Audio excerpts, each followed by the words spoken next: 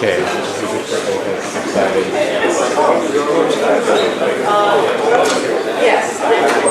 Okay, let's begin. Okay, so welcome to the first colloquium of the new quarter and the new year. I'm very pleased to have here Eugene Demler. Eugene is a professor of physics at Harvard University and a proud graduate of our PhD program. So it's nice to have you back. He's currently at Stanford all this week and until Monday, Tuesday of next week, as a Hanna Scholar. The Hanna Scholar Program was established by the family of Stan Hanna, who was a longtime member of the department, in his honor. The Hanna Scholar Program brings eminent scholars to Stanford for extended periods so that they can interact with all of you in a relaxed setting. So Eugene certainly fits the bill of a very eminent scholar. He is a world-renowned leader in the theoretical work of the physics of strongly correlated systems at the intersection of electronic condensed matter and quantum gas physics, and both separately and together. And among his many impactful contributions to this area has been the study of lattice spin models of ultracold atoms and interferometric techniques to access things like topological invariance of them, the entanglement, entropy, and quasi-particle spectra of optical lattice systems. And what's really notable is that many of his proposals, a large fraction of them, have been realized in the laboratory. And these became the seminal experiments from many top groups around the world. He's also looked at physics beyond the equilibrium setting. He's a leader in looking at driven and non-equilibrium quantum many-body systems, and has provided many key insights into them, including how to experimentally realize many body localization and quantum prethermal states. So his contributions has really enhanced where quantum simulation is in our community and what the things that we can do with these new quantum gas systems. So he has many prestigious awards, including the Sloan, the NSF Career, Gutenberg Lecture, and Siemens Research Awards. He's been a distinguished scholar at the Max Planck Institute and a senior fellow at ETH, and now has a Simons Fellowship for theoretical physics. So in conclusion, what I want you to know about Eugene is that he is a prime example of a theorist who likes to get his hands dirty. By which I mean, he loves to work with experimentalists to push the frontier of both theory and experiment at the same time. And in that, he very much takes after his PhD advisor, Susheng Zheng, of our department. So please join me in welcoming our latest Hanna Scholar, Eugene Demler, to our department.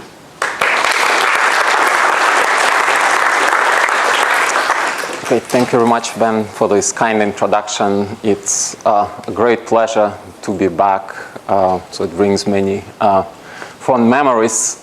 In fact, I'll start by paying a tribute to the person who really made my years at Stanford very special. Susheng Zheng has been my advisor, and I will not talk obviously about all of his important discoveries. You all know them and how brilliant he was. Again, probably most of you had an opportunity to interact with him. Maybe I'll just mention one fact which was very important for, let's say, I think, for encouraging me to and my career is that Susheng considered research as really kind of an adventure, and he wanted young people to really share in this adventure. So the one of the most memorable phrases from him that I remember is, "Please remind me." And when you're a beginning student, you sort of feel so great, like a senior scientist wants you to teach him something.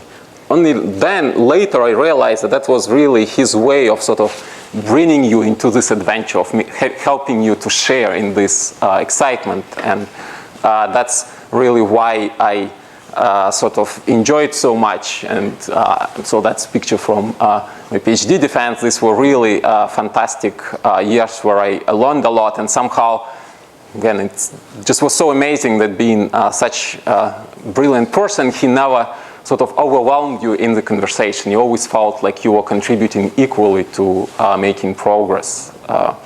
And of course, you know, his hospitality was renowned. So this is Shu Cheng and his wife Barbara and his father hosting my mother and me and Akira Furasaki and Zhang Ping. So I'll really miss him. Anyway, so today I'll talk about sort of trying to combine the studies of sort of, the title is Big Data Perspective on Quantum Matter, but more specifically what I will talk about is bringing two things together, idea of quantum simulations and machine learning, and you'll see that sort of it's really a physics talk. But the way I will present, the goal is really to show you that with some of the new generation of experiments, especially using cold atom simulators, it's very natural to start using the tools of machine learning, and then they can bring new insight to some of the old standing problems. And the work that I'm presenting today on the theory part was really primarily driven by two outstanding people, young people. So Fabian Grust was a postdoc at Harvard now and recently moved to TU Munich. And Annabelle Bort is a graduate student in Munich who actually spent an extended time at Harvard as a visitor, and also like important work contributions was from Michael Knapp in TU Munich. And like as a purely theoretical work, I think it would not be so exciting if we didn't have a chance to collaborate with experimental groups of Emanuel Bloch in Munich and Markus Greiner, who is my colleague at Harvard, and you'll see kind of the important results, and I'll sort of show many important results from these groups. So in terms of the talk, actually, I will sort of follow the advice that I heard from Shu Cheng during one of our maybe the last meeting. He said, well, if you cannot compress what you are doing into an equation with 3 letters, you're wasting your time. So I'll be sort of very, as you'll see, my talk will be very sparse on equations, but if you want more technical details, feel free to ask me after the talk. So I'll try to give you more of a qualitative picture and sort of physical explanations. Okay, so let me start by bringing up the idea which I think attracted many of us to physics in the first place, and this is universality of the laws of physics. And one of the most striking examples of this is observation of the Higgs excitation, right? So this is probably the plot that all of us have seen. This was observation of the Higgs mode in the proton-proton scattering at CERN. And in order to observe this kind of collective mode of the standard mode, experiments had to be done at energies which are 12 orders of magnitude higher than the room temperature. Actually, within a week of this announcement at CERN, the paper came out from the group of Emanuel Bloch, where they observed the Higgs excitation in a superfluid state of ultracold atoms and optical lattices. Again, it's a state of broken symmetry, so you should also have an amplitude mode. And in this case, this mode has an additional advantage that you can tune the frequency of that amplitude of that Higgs mode just by sort of coming close to the quantum phase transition. And in this case, in order to see the Higgs mode in cold atoms, experiments had to be done at energies which were 12 orders of magnitude lower than the room temperature. So we can have physical phenomena which are separated by 24 orders of magnitude, yet they still share the same fundamental idea.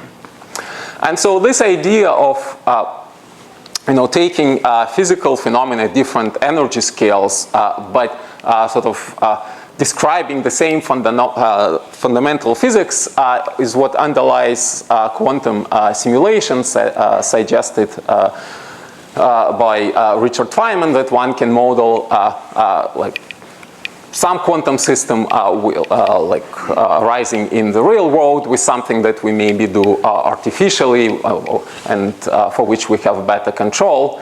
The prime example for this is high temperature superconductors. So for more than 2 decades, we have been trying to understand physics of strongly correlated electron systems. And the commonly used microscopic model is fairly simple. We have electrons moving in some kind of lattice, and we have very local repulsion between them.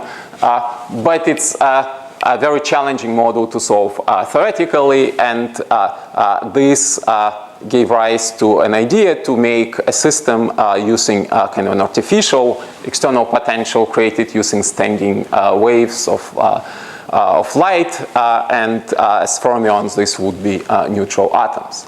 So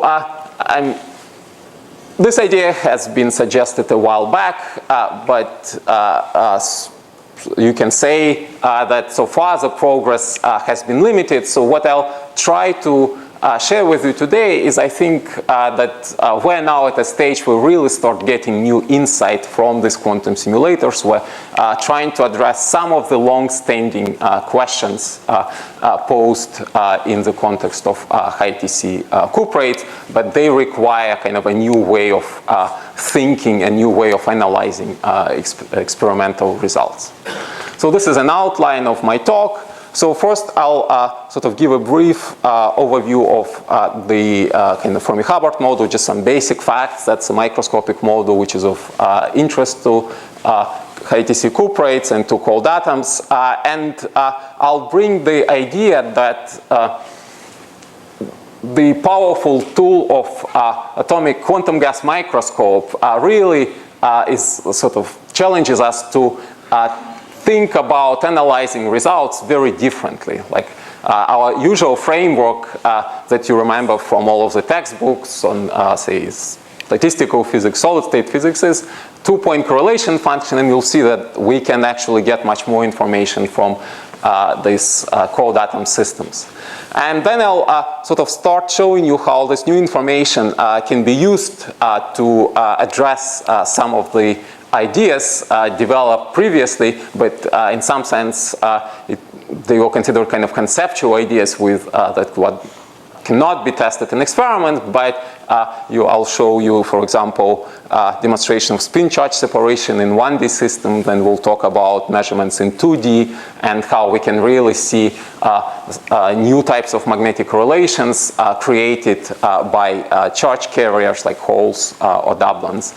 And that will actually come with the idea of the so-called geometric strings, which sort of is a very special way of analyzing magnetic polarons, and it sort of connects very naturally to high energy physics, and again, something that can be very naturally tested with cold atoms. And then finally, I'll show you that the next step, kind of as a natural progression of the type of analysis that we're doing, will be to use neural networks to analyze results that we get from these quantum gas microscopes, and then they already help us to discriminate between different theories of the Fermi Hubbard model.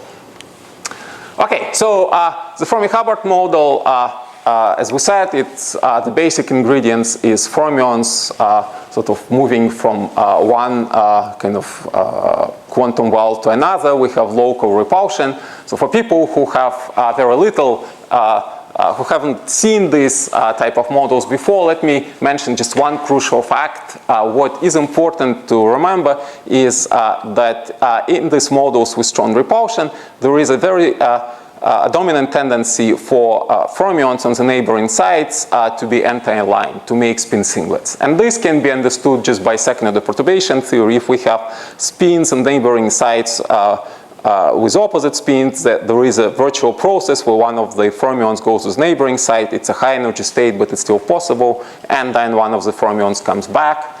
On the other hand, if both spins are pointing the same way, then this virtual process is forbidden by Pauli principle. Therefore, if spins are anti-aligned, the system can regain some of kinetic energy, and this favors this anti-alignment of the spin, and we can put this in just by introducing effective exchange interaction, right? And the coefficient is really this matrix element for tunneling, matrix element squared divided by the energy denominator. That's the usual second order perturbation theory, and obviously this interaction favors spins aligned in the opposite direction on neighboring sites.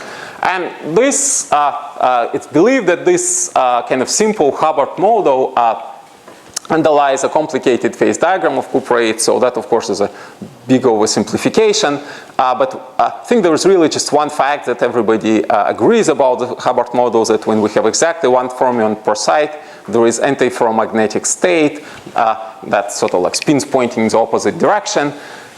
Everything else is still a subject of debate and controversy, and that's why we really want to look at another experimental system which can address this open question, such as whether this kind of tendency towards magnetic correlations can introduce pairing.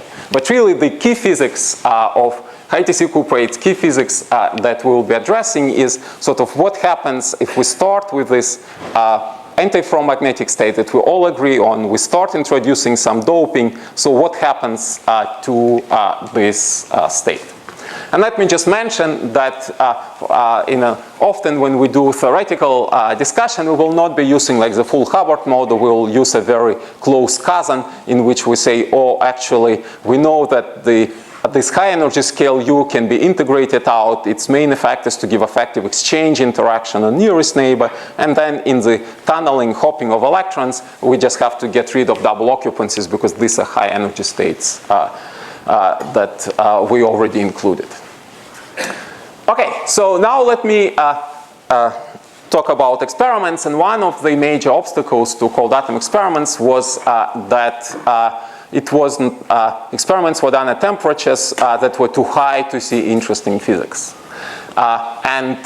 So only about a year ago, there was a major breakthrough in Marcus Greiner's group that was they managed to cool the system down to temperatures where we can now see magnetic order. So let's say this is here you can see basically spin correlation, right? So that's just correlation between spins on sites which differ by distance d. And you see that they actually, in reality they should be antiferromagnetic, they should oscillate kind of plus down, up down, up down. We get rid of this by putting this minus sign. And so at highest temperatures we see correlations which decay very rapidly. And then as we go to lower temperatures, we get longer and longer ranged correlations. Or if we go to momentum space, that's basically how we measure it using neutron scattering in solids. We see something which is very blurred at high temperature and then fairly sharp peak at low temperatures. So now the correlation length is actually more than 8 sites, and the entire system is 10 sites in every direction. Therefore, it's as long-range order as you can get in the system, right? Basically, the correlation length is equal to the system size. Another interesting experiment was done by Wasim Bakr at Princeton, where we know that already in this regime transport is unusual. For example, there is this mysterious linear dependence of resistivity on temperature, and that's something they have already seen with cold atoms. But of course, both of these experiments are sort of direct cousins of what we do in solid state physics, right? This is like neutron scattering, this is like resistivity measurements. So you could say, well, why there is no new insight so far, right? So what I want to, as I said, what I'll emphasize today is new information, which is complementary to what we're used to in solid state physics that we can start getting from these cold atoms simulators. But to begin this discussion, let me remind you that when we talk about correlation functions that we measure in real experiments, like our paradigm which is sort of, in which we were all trained, is to think about two-point correlation function. This is the most natural correlation functions for most of physical experiments. Let's say if we do neutron or X-ray sketching in a solid, so then we have operators which can be charge density operators or spin operators. When we talk about conductivity, either DC or optical, we talk about current-current correlation function, or even STM. So this is sort of single particle creation annihilation operators. So that's how I used to thinking about many-body systems. But when you think about the way experiment is done in cold atoms, it strikes you that you can do much more. And this is really possible because of this technology of quantum gas microscopes. Basically, you can think about it that you, this is our Fermi Hubbard model realized with atoms in an optical lattice. And then at some point, you take a measurement where you measure all the particles in the system, right? You take the snapshot of the entire many-body state. It's like in a solid, you would measure where every electron is, right? So, and that, of course, has much more information than simple, let's say, correlation function of just two particles. Sort of let me, it's not exactly the same thing, but just to give you some general idea of this, it's really like a classical measurement in quantum mechanics that we study in our introductory classes, right? So imagine that single particle quantum mechanics, right? I have a wave function. So and now I'm measuring the position of this particle, right? So I'm collapsing a quantum mechanical state. So I know that the square of the wave function gives me probability, right? To find a particle at this point, at that point, or at that point. And the simplest thing you can do from this measurement is just do measurements many times and calculate the average position of the particle. But in reality, you can do much more, right? You can, say, calculate the second moment of the position. You can calculate higher moments. You can calculate the entire histogram of the position of the particles and actually recover the wave function. So we can see that, like, taking many snapshots of the same quantum mechanical wave function or the same kind of thermal state allows us to really analyze, in this case, these are higher moments of some operator, but in the case, in our case, it will be some higher order correlation functions. And in fact, this has been done even in the experiments which I showed you, where they measured the magnetic correlation length sort of being as large as the system size. But what was done in experiments was that they didn't just measure, correlation function between spins at two sites. They actually measured a full distribution function of staggered magnetization, because basically every snapshot that you take, right, you can calculate now basically the order parameter, the antiferromagnetic order parameter. And now you can do this measurement many times and calculate an average order parameter, but there will be shot-to-shot fluctuations, right? Just like in this quantum mechanical example, right? Like every single measurement doesn't give you the average expectation value, right? If you do measurements many times, you can calculate higher order. You can calculate higher moments of the order parameter, and in this case, we can also calculate, we can get the entire distribution function of the staggered magnetization. Well, of course, it's centered around 0, right? Because we're as likely to have Néel order in the plus z direction as in minus z direction. But then you can ask, okay, what should this distribution function look like? Like our very simple classical picture would be, oh, well, I have my Néel order, but maybe I just don't know exactly in which direction it is. After all, my system is SU2 symmetric, so therefore, maybe I have spins anti-aligned, but in the x direction. And then if I'm so unfortunate that I have to measure along the z-axis, but my Néel order in the x direction, then of course, like, I will not even see that my spins are anti-aligned, because whether the spin is in plus x or minus x direction, when I measure along the z-axis, I'll get completely random numbers, right? Therefore, it's natural to expect that I will have some distribution of the magnitude of the staggered magnetization. But in reality, what you measure in experiments differs from this classical expectation. In order to understand experiments, you really have to take the full quantum mechanical wave function. You have to, it's not, like the actual quantum mechanical ground state is not this naive version of just classical antiferromagnetic state where you average over all possible directions of the Néel order. And that's something that you can already see in these distribution functions. Okay, so that was already one example of sort of going beyond two-point correlation function. Let me give you another example. So in order to introduce this example, let me take a step back and sort of say a few words about basics of one-dimensional systems. So when we talk about one-dimensional systems, like again, Fermi Hubbard model, we have antiferromagnetic interaction, but it turns out that in 1D, you cannot have a true long-range order. It's just quantum fluctuations are extremely strong. So as a result, the true ground state can be understood as actually we have singlets, but the singlets are not necessarily between nearest neighbor. They have some extension, but kind of obviously we're much more likely to have shorter range singlet correlations than longer range. And so it's some kind of like spin liquid state. And now let's consider doing the following. Let's consider introducing a hole, right? We really just remove one of the electrons. So we can see that, okay, if we remove one of the fermions, now we have an empty site, but that also means that we have now one unpaired spin, right? Because to begin with, all the spins were bound into a singlet configuration, right? We had the singlets. Now we have one empty site, and we have one unpaired spin 1/2. And if we let this kind of hole and the spin 1/2 excitation move in these systems, and we'll find that they actually freely separate from each other. And therefore, that's what's called kind of like spin charge separation. Holon and spinon are not bound to each other. And quite remarkably, what we find is that from the point of view of spin wave function, kind of the singlets are now formed around the hole. It's as if the hole doesn't exist. Right, and here we just have this extra spin 1/2, and we also have, you know, this kind of singlet configuration around this free spin 1/2. So this is a holon, this is a spinon.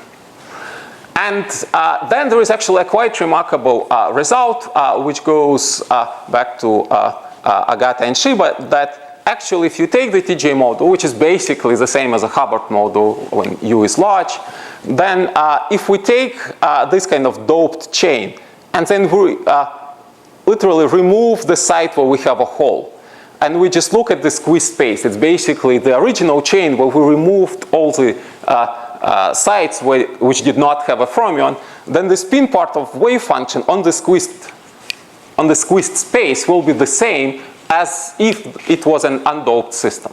Right? One of the obvious implication of this is that if we look at sites separated by two lattice constant, but with a hole in between, they should actually be correlated as a singlet, right? They should be antiferromagnetically correlated, and that's very different from, you know, having undoped system, right? If we have undoped system, when I look at sites which are two lattice constant away from each other, you see that they are pointing in the same direction.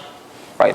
Therefore, if I simply try to sort of look at spin correlations which are two lattice constant away from each other in a doped system, I will be averaging over contributions which are antiferromagnetic and contributions which are ferromagnetic. I'll just get some kind of cancellation and zero.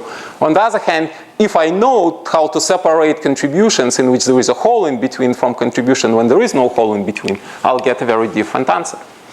And in traditional solid-state physics, of course, it's not something you can do, right? In order to define the squeeze space, you have to really measure every particle in your mini-body state and then remove all those sites with holes in them. But in quantum microscopes, you get a snapshot of the entire mini-body wave function, so it is a very natural thing to do. And so this is results from Bloch's group. So this shows spin correlation, right, as a function of distance. So nearest neighbor, next nearest neighbor, and so next nearest neighbor, and so on. And like on the left, that's the kind of the usual correlation function. How I used to just a two-point correlation function. And we can see that, like, okay, as we and this is for different doping levels, right? So this is half filling, and then we dope away from half filling. You can see that, okay, nearest neighbor antiferromagnetic, we go to the next nearest neighbor. Well, if it's exactly 1 fermion per site, then we see ferromagnetic correlations. But as soon as we start doping, we see that actually now this correlation is just close to 0, right? That's this cancellation of positive and negative contributions. On the other hand, if we measure correlations in squeezed space, right, where we take away, right, all the holes in the system, see that this correlation function alternate between antiferromagnetic, ferromagnetic, antiferromagnetic, and so on. And it actually doesn't depend on, essentially doesn't depend on the doping level. So there is a slight dependence because it turns out that experiments are done at finite temperature, and you can show that this kind of squeezed space has some effective renormalization of J. So which actually, so this slight difference you can explain very well. But for our purposes, we can just see that, yes, by looking in squeezed space, we can fully recover this idea of spin charge separation. Something that has been considered as sort of like a Gedanken construction, not something that you cannot probe directly. Okay, but 1D you can say is something that, okay, you can solve exactly. That's probably not so exciting. Let's now talk about something where we still have more controversies than sort of solid answers, and that's two-dimensional Fermi Hubbard model. So now let's try to do the same type of idea of starting with an antiferromagnetic state, right? You see this background of up-down configuration. We put a hole. And then we let this hole move, right? Let's say a hole moves to the right, which means that this spin down, right, moves to the left. You can see what changes is that to begin with, we had this perfect antiferromagnetic correlation, right? Spins were always anti-aligned on neighboring sites. But now, like, you know, when spin down moved to the left, you see that now we have three bonds with ferromagnetic correlations, right? Spins pointing in the same direction on neighboring sites. And if we let the hole move even further now, if the hole continues propagating to the right, the spin, up spin moves to the left, we get two more ferromagnetic bonds. So the motion of a hole, right, in the antiferromagnetic environment actually leads to an increase of the magnetic exchange energy, right? So there is some kind of like, this is in contrast to spin and Holland deconfinement in 1D, right, where we could see a Holland moving and that didn't change any energy in the system. Here, if a Holland is trying to move from this place where it started, right, this is a spinon, there is a kind of a linear energy, so it looks like confinement. And that's exactly what people have been discussing in the past. In particular, I learned it when I was still a graduate student, something that Bob was advocating quite strongly, that we can think about this magnetic polarons as really like mesons in QCD, that we can think about a spinon and Holland, they're bound by a linear string. Okay, and in fact, you can turn this picture of magnetic polaron as a meson into something more quantitative, because we say, well, okay, now I can really think about a Holland sort of moving very fast, but so it's sort of like a tight binding model. But what I should remember that as a Holland moves, it leaves behind this kind of like a string of flipped spins. Therefore, when I think about this kind of motion of a hole, it's not like the usual quantum mechanical tunneling where all I care about is what's the kind of the position of the hole. But I really need to remember what was the trajectory, because my hole can be like at this side, but whether it went this way or it went in the other direction, we will have different strings, right? And therefore, these are distinguished trajectories.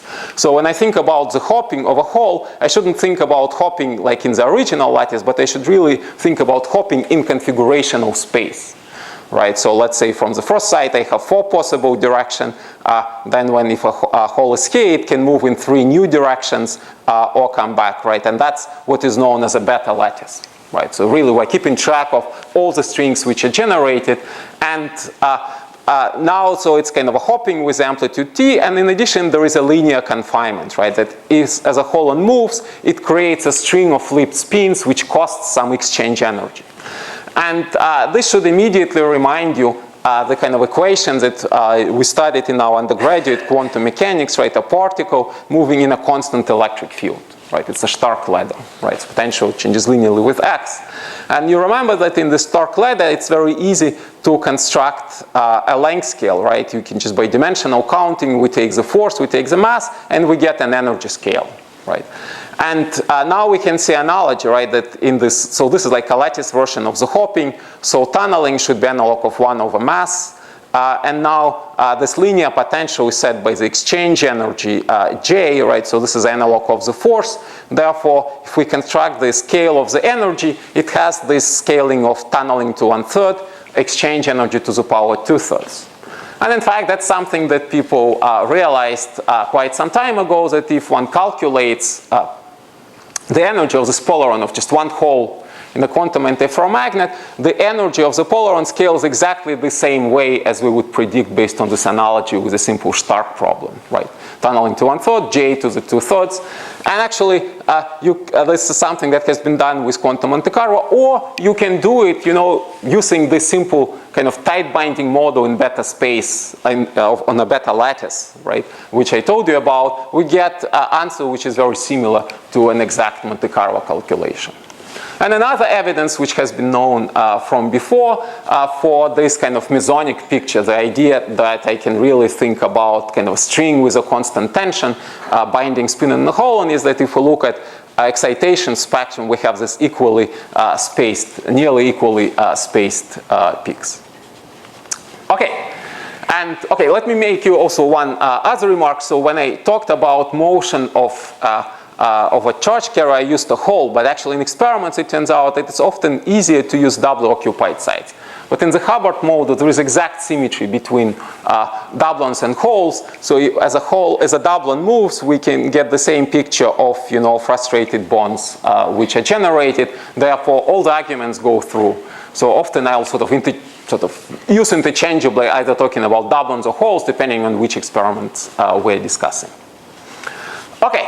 So, but now let's just use this philosophy, right? So we said, like in 1D, it was very interesting to look at spin correlation, but not just two-point spin correlation, but really condition them on how close these two sites are to the hole, right? Because we really want to ask, how do magnetic correlations change in the vicinity of a hole, right? Because we're really looking at magnetic polarons.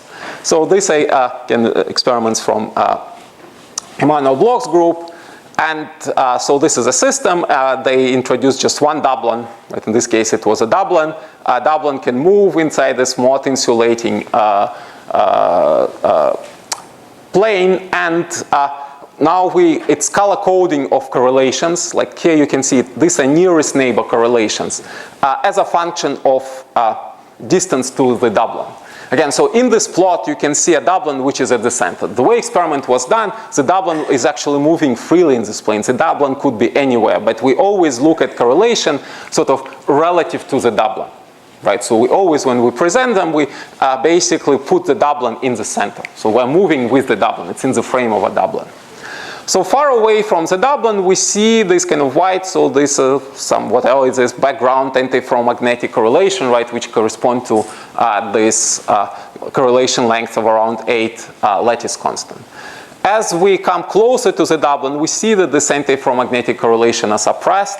Again, they still remain negative, meaning they are antiferromagnetic, but they sort of are down by, like, 35%, right? So they become more of the blue type.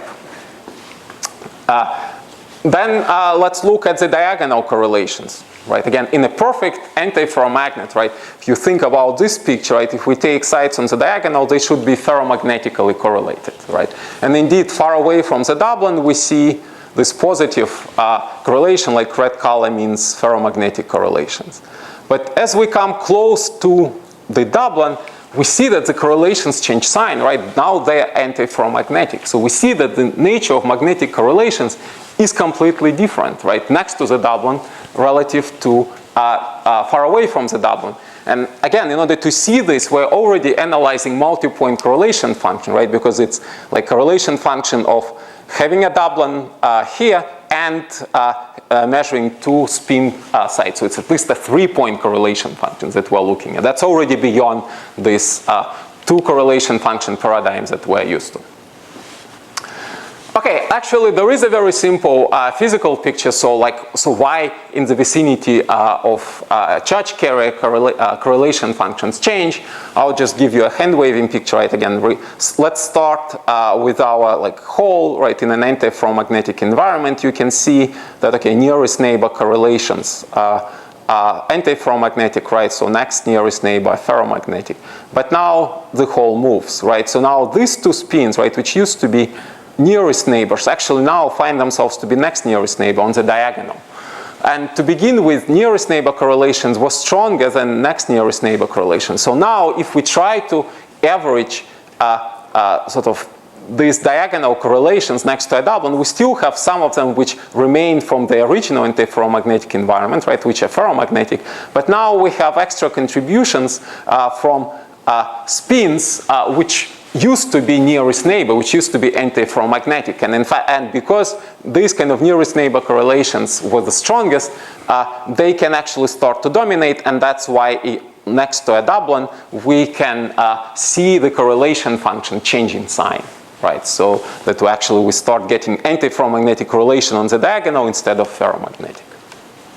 And you can actually now ask, okay, well, we have this pick this kind of analysis based on the strings, right? If I can think about a spin and a hole. Well, actually, no, let me, before I go into that, we can test that this argument that somehow this change of sign of the correlations, right, is due to the whole motion. Like, is it really due to the whole motion, just due to the fact that I have a doublon? And the way you test it in experiments is you create a doublon, but you do not allow it to move. The way it's done experimentally, there is an extra optical potential which just spins the doublon to be localized, right? So that's different. Like previously we said the doublon was moving freely, right? It was really magnetic dressing of the moving doublon. Now it's a very localized doublon, and we're asking how do the correlations change? And you can see that far away, okay, nothing. Things look more or less the same. So here we're looking at diagonal correlation. And sorry, these are nearest neighbor. Sorry, these are nearest neighbor correlations, right?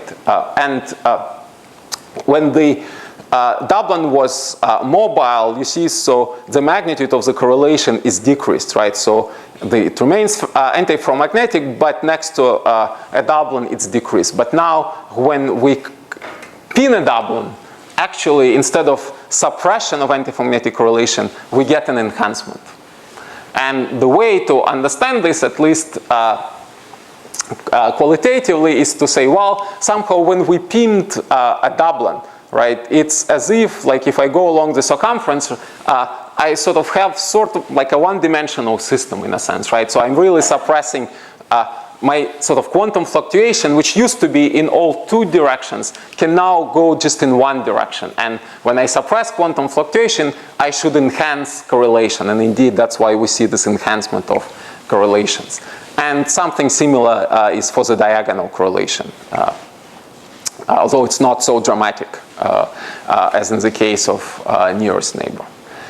Okay, and then you can, like if we want to describe, let's say, this change of magnetic correlations more quantitatively using this sort of string, geometric string theory, when we have a spinon and a holon, right, separated by a string, we can even write a simple variational wave function where we say, oh, we have a spinon which moves, and then it moves slowly on this sort of with a tunneling set by J, and the holon is moving very rapidly around it, right? It has an energy scale set by tunneling, by the original tunneling T, and the wave function is just something that we take from the solution on the beta lattice.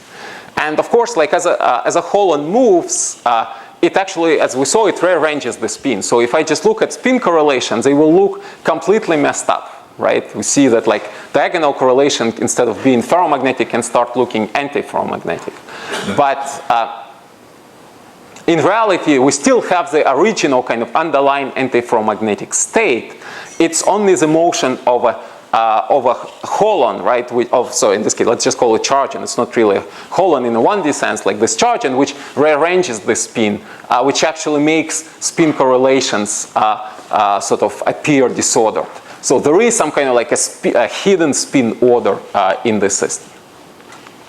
Anyway, but we can use these wave functions and to compare to experiments, and in fact for, let's say, mobile holes, we do a pretty good job. For the pinned hole, where at least like the order of magnitude comes out to be the same, but it's less accurate. And I think the idea is that if we the theoretical calculations that we do, they use TJ model, but in the case of a pinned hole, one would really have to look at the full Hubbard type model because one cannot entirely neglect double occupancy. Okay, let me not go into details. And this is finite temperature. Now we compare to experiments. In experiments you cannot reach 0 temperature, but we can take finite size system like 8x6, and we can look at these correlations again around a mobile hole and look at it numerically using DMRG. So this is kind of complementary with DMRG. It's much like on these system sizes you can do 0 temperature, but it would be hard to do finite temperature.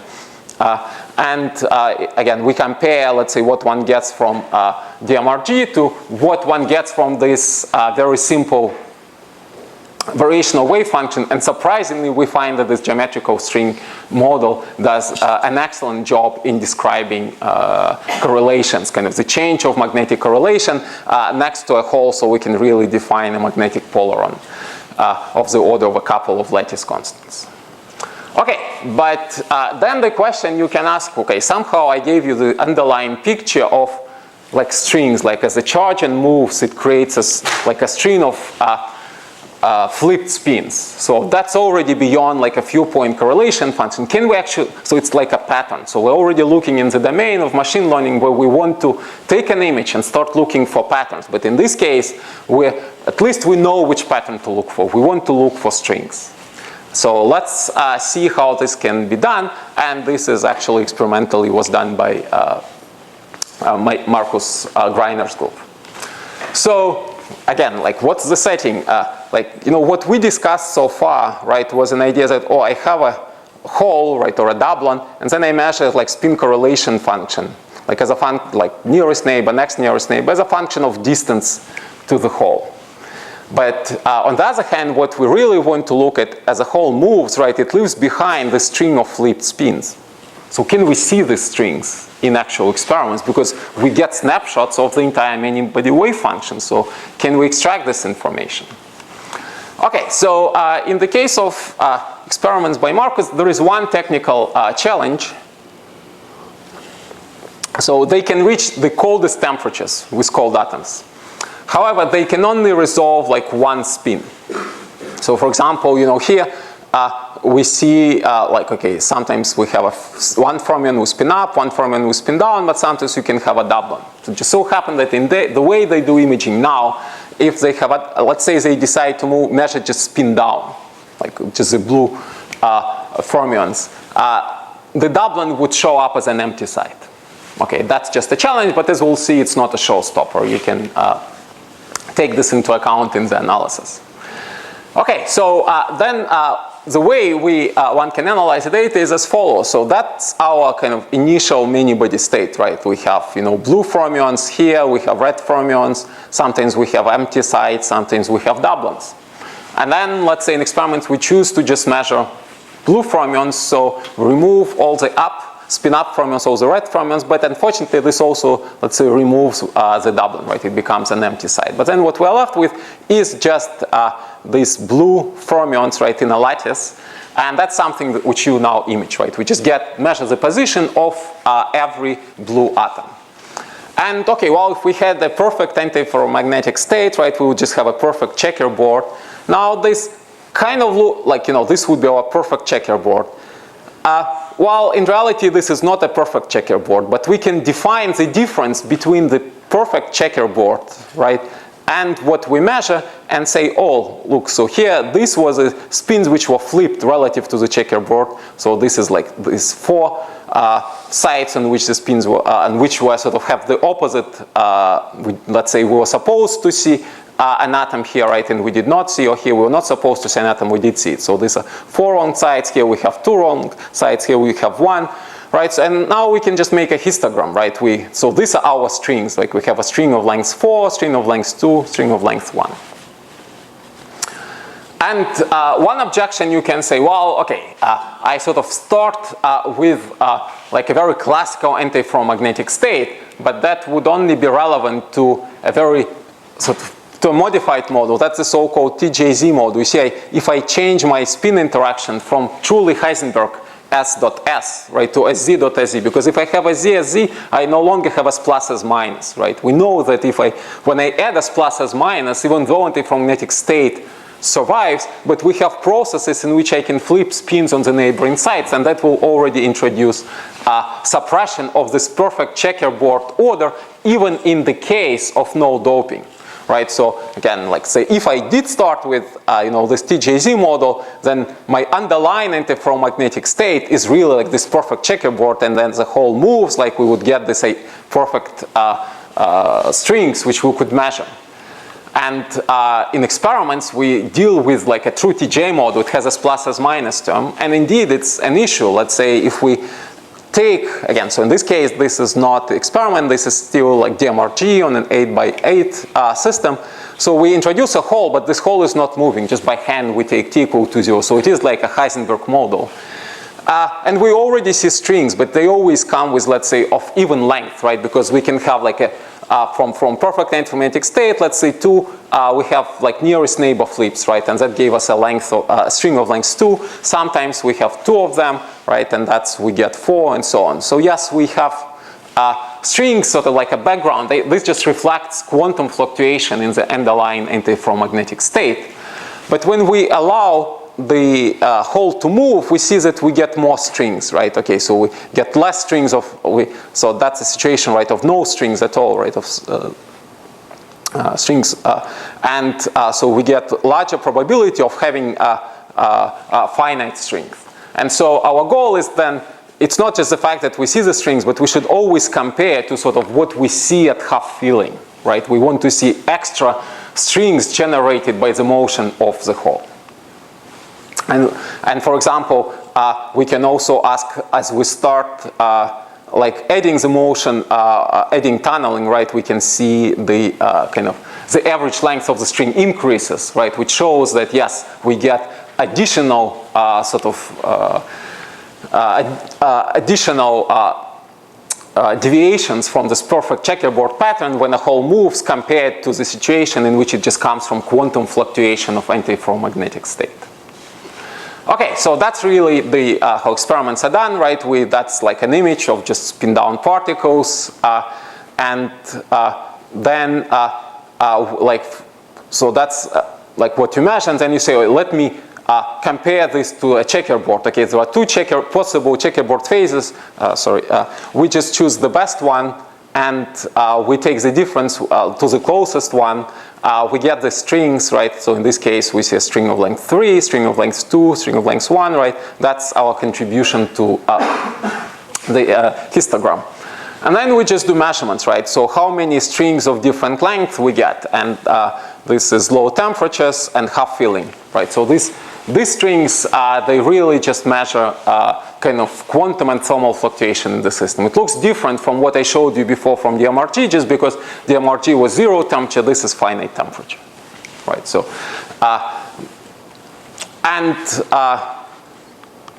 now we add doping, right? So now you see this kind of gray line, sorry, you cannot see it very well. This is what we had at half filling. Now we added holes, a finite concentration of holes, and we get like enhancement in the number of strings. It doesn't look, maybe it will, doesn't look like such a big change, but notice the scale, right? It's logarithmic scale. So here, the change in the probability of finding these longer strings is also like a factor of 10. So we really get a dramatic increase in the number of strings due to the presence of holes. And you can say, oh, but maybe I'm just getting extra strings because we are adding holes, right? And after all, like a hole will look like something that gives me a distortion of the perfect checkerboard order. That actually turns out that's what my collaborators called sprinkled holes. You just take antiferromagnetic order and you just randomly add holes. This indeed would give you some increase compared to the distribution of strings at half filling, but it would be far smaller increase than what we measure, than what was measured in experiments. And on the other hand, if we again use this kind of simple geometrical string theory, we can reproduce this kind of the actual increase in the number of strings.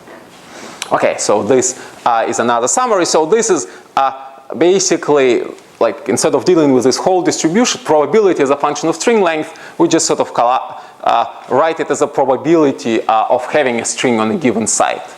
And that's our kind of baseline. That's what we have at half filling due to quantum fluctuation. And now we can see how it increases with doping. So we're really generating extra strings due to this kind of hole motion. And you can again compare like simply adding holes and correlated holes. So this would be, it's as if the holes are present, but they do not distort the magnetic surrounding. That would not give us the sufficient increase in the number of strings. We really need to introduce how a moving hole sort of like messes up the spin configuration. Okay, so now let's sort of move on and say, well, one of the questions that we can ask, can we take this image, so we have these images, right? Can we use them, for example, to discriminate between different theories, right? I sort of focused very heavily on geometric string theory. Well, just I sort of happen to like it, but then there are other competitors, and one of the most notable one is the pi flux RBB theory. I'll not go into the detail. It's sort of one of the kind of mean field theories of spin liquid state. So the idea is that, okay, you can write your kind of very special type of mean field Hamiltonian, right? It turns out that you need to introduce like a flux, an effective flux in a lattice plus a projection. And so that's one class of theories that we can look at, and the other is this geometric strings, right? When we say, oh, I start with like a spinon, which sort of moves slow. Actually, for many practical purposes, we can neglect the motion of a spinon and just say that there are these chargons which have a wave function, right? And as they move on this wave function, which we calculated before, they mess up kind of spins around them.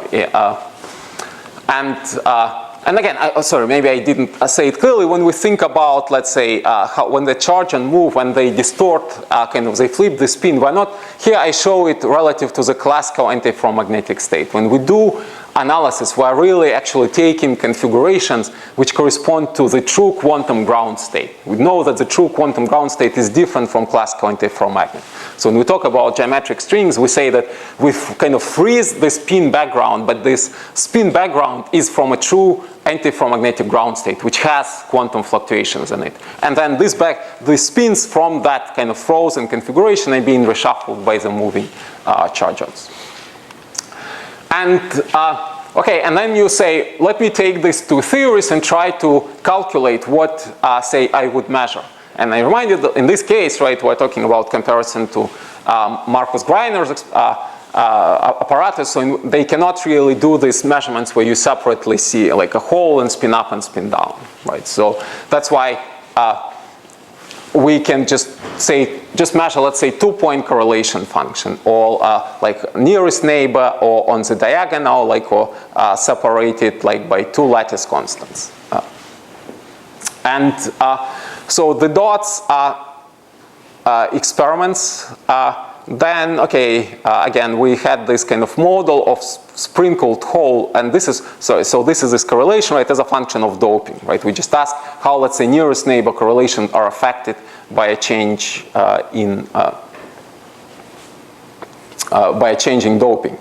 So sprinkled holes really do a fairly bad job. Actually, this kind of string theory is not interestingly, for nearest neighbor, it does a job which is not as good as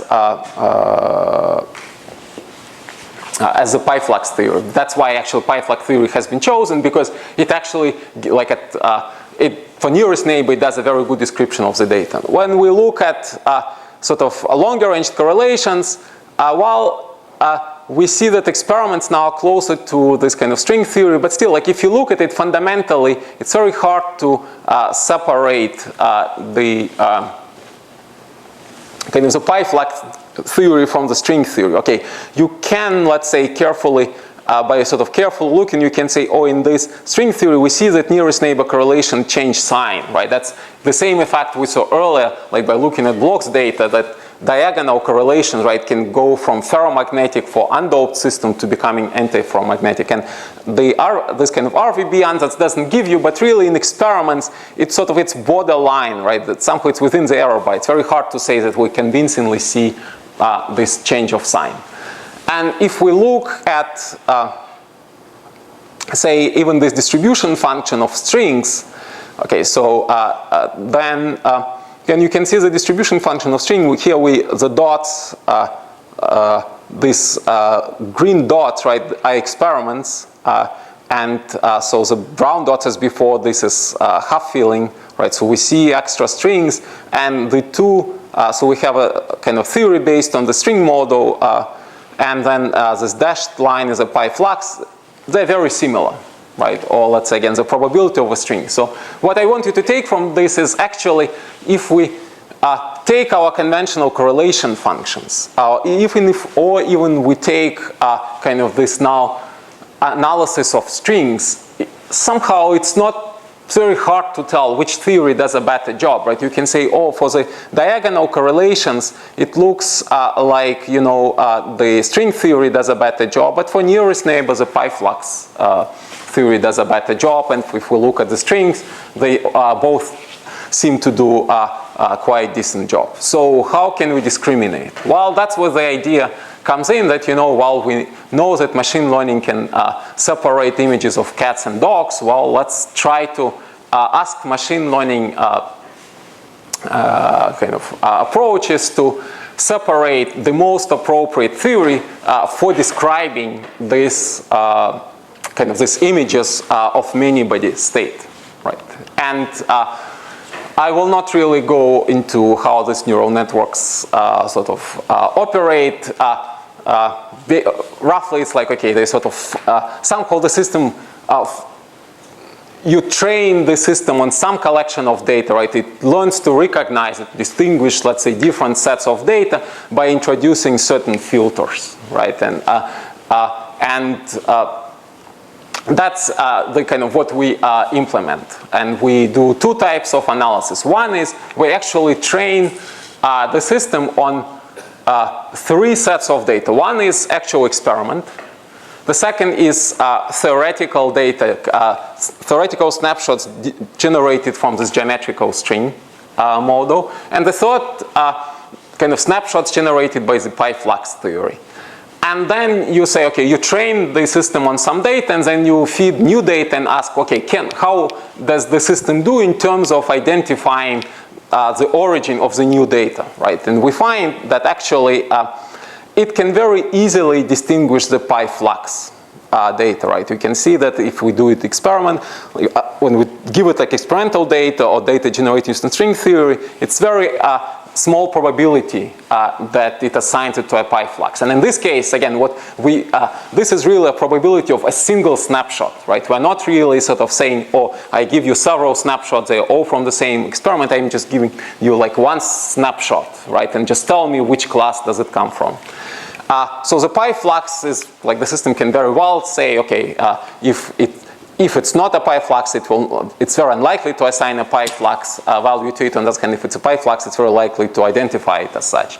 On the other hand, between string theory and experiment, it's much harder. Usually the probability are very close to each other. It's basically the system has a hard time distinguishing kind of the data generated using string theory from the data coming from actual experiments.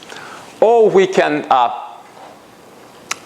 do this machine learning analysis differently, right? We can train our system just purely on theoretical data, but it's either theoretical data based on the pi flux or theoretical data generating on the string theory, right?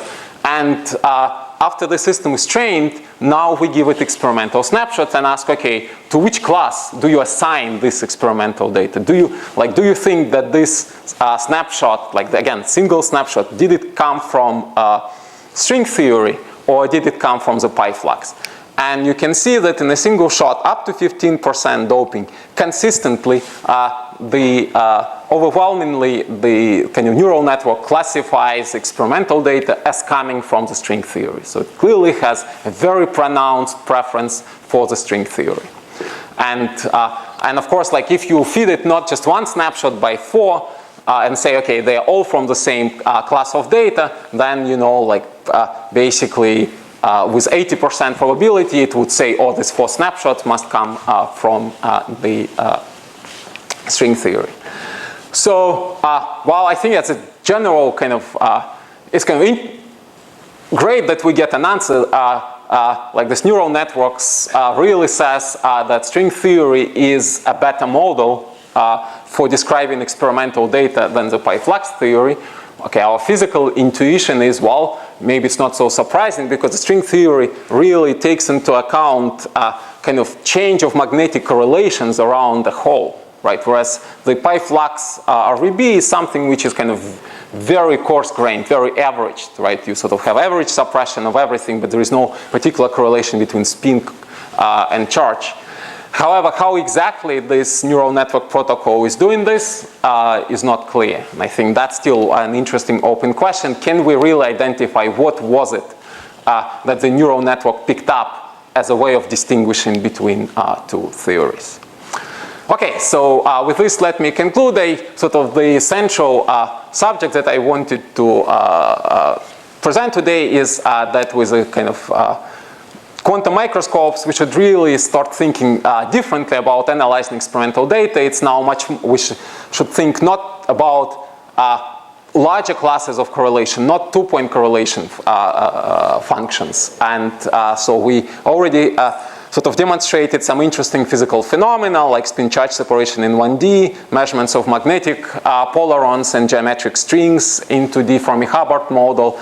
And now we can actually start using the power of machine learning to compare different theoretical approaches to the data, because clearly, okay, we just chose those two specific theories. Now anybody can choose like his or her favorite theory, generate snapshots, and ask, well, how do they compare to experiments? Thank you.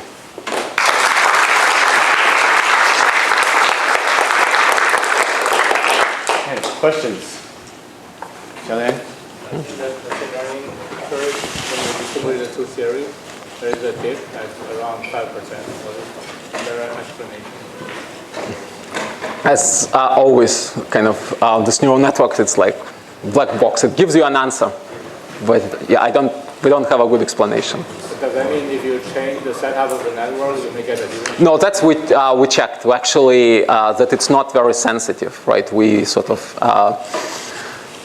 changed the number of hidden layers. It didn't change the answer dramatically. So you're asking like whether it's really fluctuation. Like if we change the protocol, right? Does the dip disappear? No. It's still. It could be. But again, it's kind of 5%. It's still fairly high temperature, right? Again, the way I think about this data, right? We already see this kind of formation of magnetic polarons, but we don't yet see self-organization of this magnetic polarons. It's too early to talk about, like, I don't know, formation of stripe phases or formation of Cooper pairs. We're still in the regime. There are magnetic polarons, but they do not really talk to each other. Well, okay, let me take, you should take it as a grain of salt. However, they talk to each other in a sense that you can, what I didn't show you, one can also measure sort of whether these holes bunch or anti-bunch, right?